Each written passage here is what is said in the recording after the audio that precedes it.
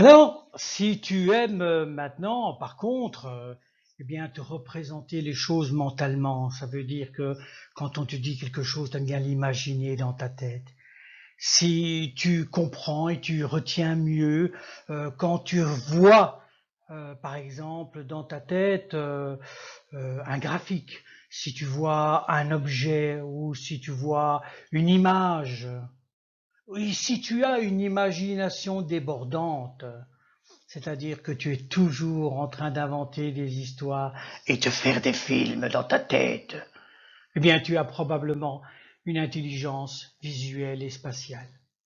Tu pourrais faire, par exemple, géographe ou peintre ou encore dessinateur de mode ou architecte ou encore caméraman ou encore styliste ou encore photographe. Bref, tu as quand même pas mal de choix.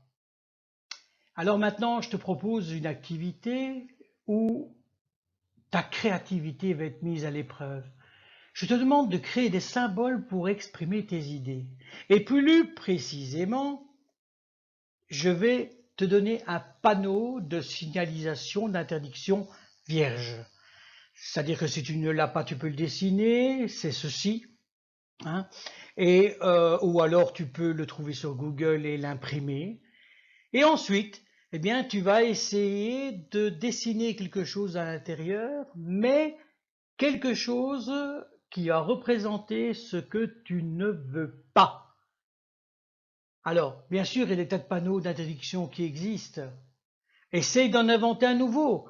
Mais par contre, si par hasard tu en fais un qui existe déjà, mais que tu ne le connaissais pas, et c'est comme si tu l'avais inventé, il paraît que les grands esprits se rencontrent. Tu mets pause parce que ça va te laisser le temps de dessiner.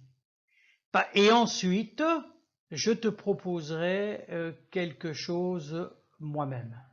Pause. Voilà, par exemple, moi j'ai mis un réveil dans ce panneau d'interdiction parce que je ne veux pas de réveil dans ma chambre. Je ne suis pas quelqu'un du matin. J'aime bien travailler tard le soir.